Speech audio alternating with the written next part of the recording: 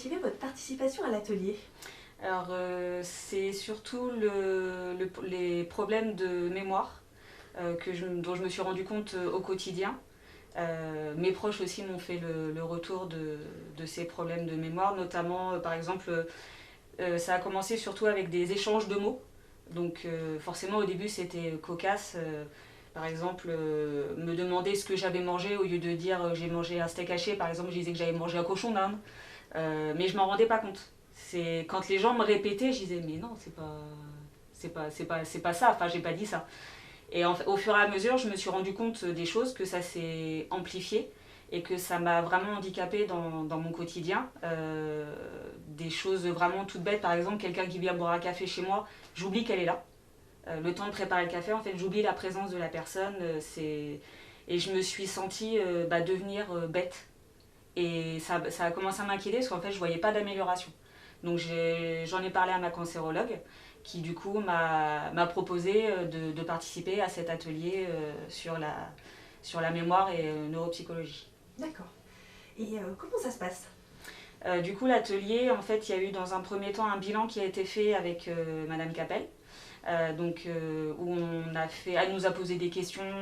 Donc c'est un atelier qui dure 2 heures. Elle nous a posé des questions pour faire un bilan de l'état entre guillemets dans lequel j'étais, voilà, ce qui me posait problème aussi dans ma gestion au quotidien. Et ensuite, donc on a commencé les ateliers et donc on s'est rencontrés avec 5 participantes. À peu près toutes du même âge, ayant eu les mêmes pathologies, pas les mêmes types de traitements. Mais du coup, voilà, comme ça, on a pu échanger nos vécus. Voilà. Et qu'est-ce que ça vous a apporté? Ça m'a apporté, déjà, ça m'a rassurée. Le fait de ne pas me sentir seule dans ces problèmes de mémoire.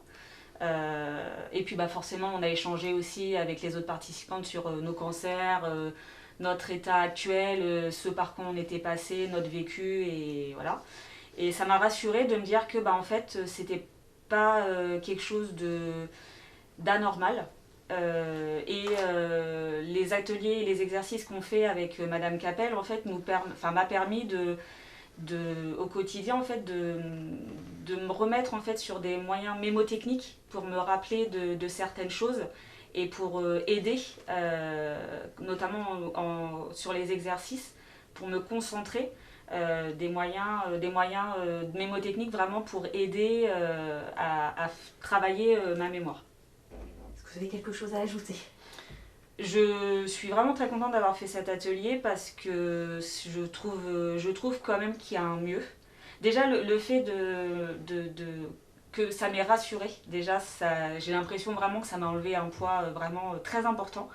À me dire que c'est pas anormal, mais je suis pas toute seule.